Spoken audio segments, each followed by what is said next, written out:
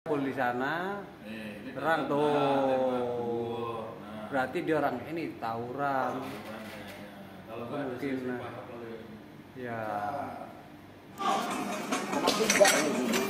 Ini tawuran di tempatnya di Emblase.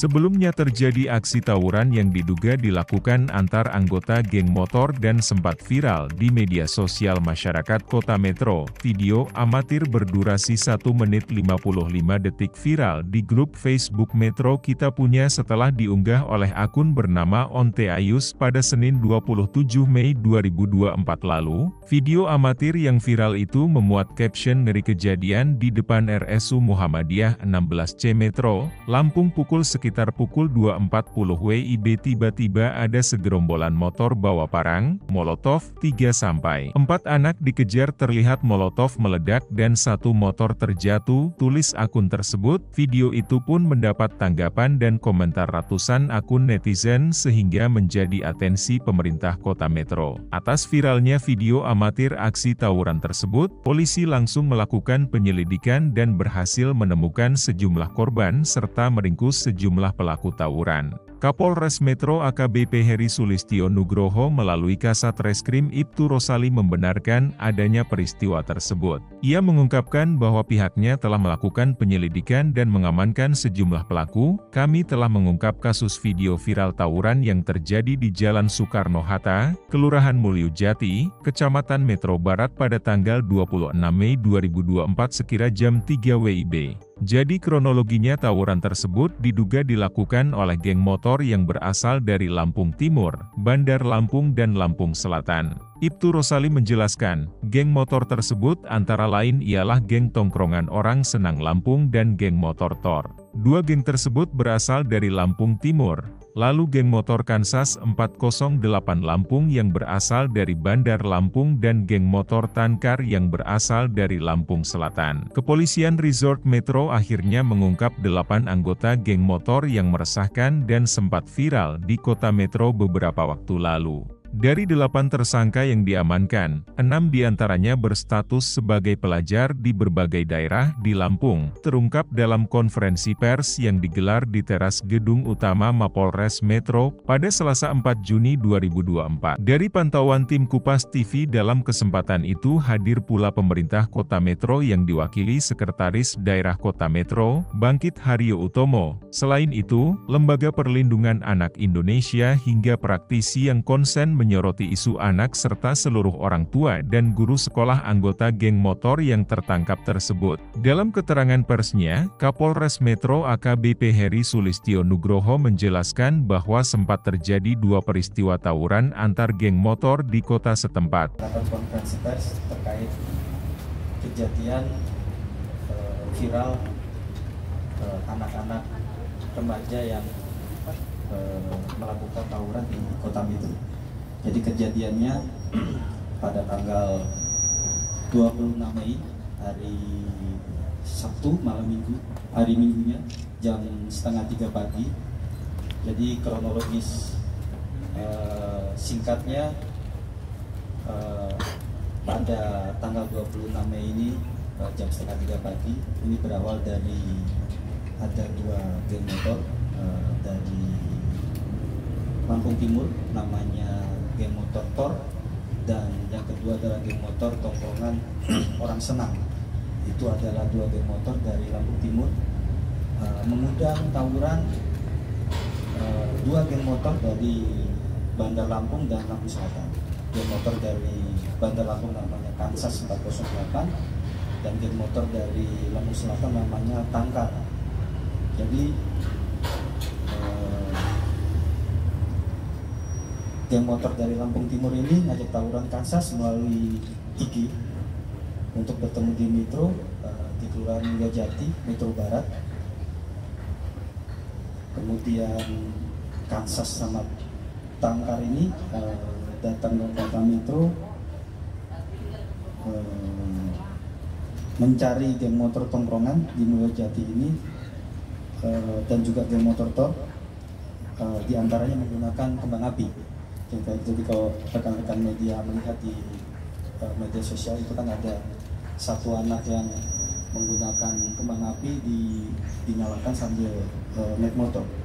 Kemudian karena geng motor sama tongkrongan orang senang ini kalah jumlah, dua geng motor ini lari, dikejar sama Kansas sama Tanggar. Satu motor ini terjatuh karena ada lubang, kemudian dia lari ke arah rumah sakit Muhammadiyah dan meminta tolong warga membantu. Kemudian geng motor Kansas ini lari, melarikan diri. Kemudian dari kejadian viral itu kami tim TK 308 untuk masuk Pak Kasreskrim melakukan penyelidikan bersama Polsek Metro Barat juga. Di tanggal 27-nya kami mengamankan anak yang berkonflik dengan hukum atas nama ARS. Dari ARS ini kita kembangkan, kita dapatkan atas nama Awi dengan barang bukti senjata tajam berupa pedang. Nah, nanti kita perlihatkan satu persatu barang buktinya. Kemudian dari dua anak yang berhadapan dengan hukum ini kita mengamankan GH. GH ini berperan sebagai admin, ini mengajak Tor dan Kansas untuk tawuran. Dari situ kita langsung harus melakukan penyelidikan dari ARS dan AW. Kita dapatkan senjata tajam jenis pedang. Kemudian pengembangan lagi kita dapatkan HR dan AF di kediaman AF. Kemudian di kediaman kita lakukan penggeledahan dan kita dapatkan satu bilah senjata tajam jenis pedang dan satu senjata tajam jenis celurit.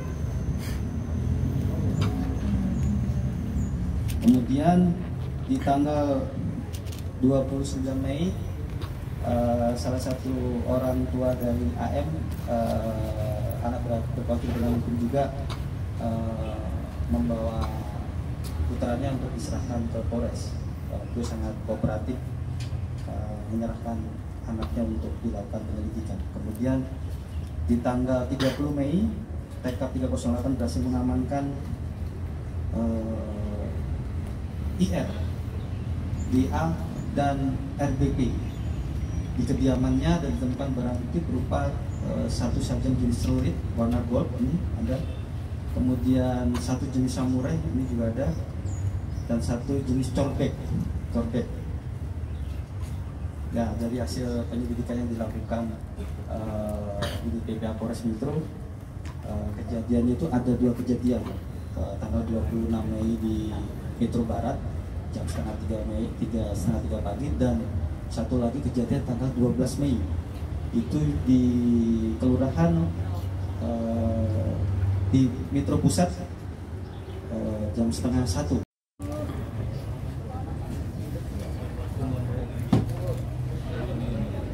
Oke. 1, 2, 3. Pak Kapolres, mohon maaf agak lebarin sedikit Pak biar wajah kelihatan Pak. Oke, siap. Oke, 1, 2, 3. Oke, cukup. Kini para tersangka anak tersebut diamankan di Mapolres Metro. Mereka terbukti menguasai, membawa, menyimpan, memiliki senjata tajam yang bukan profesinya tanpa hak sebagaimana dimaksud Pasal 2 Ayat 1 Undang-Undang Darurat Nomor 12 Tahun 1961. Setelah polisi berhasil mengamankan sejumlah pelajar yang menjadi anggota geng motor, kini pemerintah Kota Metro melalui Dinas Pendidikan dan Kebudayaan bakal menggandeng aparat penegak hukum untuk melakukan pembinaan. Hal itu diungkapkan Kepala Disdikbud Kota Metro, Suwandi. Menurutnya, pemberantasan faham geng motor di Bumi Saiwawai telah menjadi atensi khusus dan merupakan peran semua pihak. Terkait dengan persoalan-persoalan semacam ini tentu kita harus berkolaborasi, karena bukan menjadi tanggung jawab Dinas Pendidikan saja, tapi sudah menjadi tanggung jawab kita bersama. Ya. Kalau bicara dengan pemerintah berarti sudah lintas sektoral gitu kan, lintas sektoral terkait dengan penanganan ini. Dan ini juga melibatkan aparat penegak hukum. Nah, tawuran yang sekarang terjadi ini sebenarnya kan bukan tawuran pelajar, tapi tawuran antar kelompok gitu ya. Hanya kebetulan di situ ada yang terlibat ada anak pelajar pada jenjang SMP. Nah, tetapi terkait dengan ini kita harus terus memberikan penyuluhan terhadap anak-anak yang berpotensi untuk melakukan tawuran-tawuran itu. Kemudian bukan hanya anak, tetapi orang tua juga menjadi suatu sasaran pembinaan atau penyuluhan hukum. Karena keterlibatan orang tua menjadi sangat penting untuk mendidik anak-anak. Tugas mendidik anak bukan sekolah, bukan dinas pendidikan saja, tapi orang tua juga punya peran untuk melakukan pendidikan ini. Supaya beliau paham, orang tua paham, sehingga juga ikut membantu melakukan pembinaan pendidikan terhadap anak-anak. Bang, kemudian apa yang akan dilakukan, Bang? Mengingatkan Kota Metro sebagai kota pendidikan, begitu, Bang? Ya, kita harus selalu melakukan upaya-upaya penyuluhan hukum ya terhadap anak-anak, termasuk guru ya, termasuk guru. Nah, aksi yang kita lakukan bersama-sama dengan aparat penegak hukum, Polres maupun Kejaksaan, bahkan Kodim pun kita libatkan untuk melakukan penyuluhan hukum ke seluruh satuan pendidikan. Nah, momennya itu biasanya di hari Senin pas upacara. Insya Allah nanti setelah selesai libur panjang masuk lagi, kita akan terus kembali. Ini kan kita harus lakukan terus untuk menekan supaya tidak terjadi kriminalitas di lingkungan pelajar. Bahkan ya kita harus lindungi, ada undang-undang perlindungan anak, ada undang-undang perlindungan guru juga, harus guru juga kita lindungi. Dirinya berkomitmen untuk melakukan berbagai hal guna menekan angka kriminalitas pelajar. Ia menegaskan bahwa seluruh sekolah di Metro tidak diperkenankan mengeluarkan pelajar dengan alasan kenakalan. Kita akan terus melakukan berbagai hal untuk menekan tidak terjadinya kriminalitas di lingkungan pelajar. Bahkan sudah ada Undang-Undang Perlindungan Anak dan ada Undang-Undang Perlindungan Guru, maka semua harus kita lindungi, kan sudah ada regulasi juga yang mengatur anak-anak yang berhadapan dengan hukum, usia kan menentukan proses hukum. Kita akan tetap melakukan pembinaan, tidak boleh mengeluarkan anak sekolah di Kota Metro. Dari Kota Metro, tim Kupas TV melaporkan.